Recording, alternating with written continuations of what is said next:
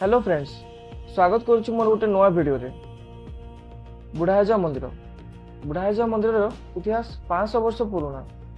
संबलपुर सहर बुढ़ाजा पहाड़ मध्य भाग में यह मंदिर अवस्थित। चौहान वंशर राजा अजित सिंह 1669 मसीह यह मंदिर निर्माण कराइथिले। मंदिर रे महादेव दर्शन निमंते दूर दूरांतर भक्त मैंने आसी थांती। प्रति वर्ष शिवरात्रि एवं श्रावण मासरे बहुत भक्तों भिड़ परिलक्षित हुए। मंदिर को आपण मैंने आसवाक चाहूले बाय रोड ना चलिकी आसीपारे।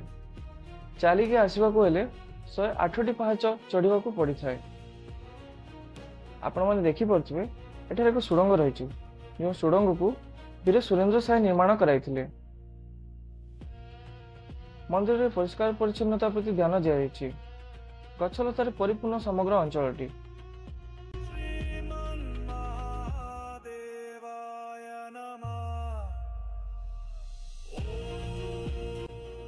यदि वीडियोटी भल लगिला ताले लाइक और शेयर करंतु एवं आम चैनल को सब्सक्राइब करंतु।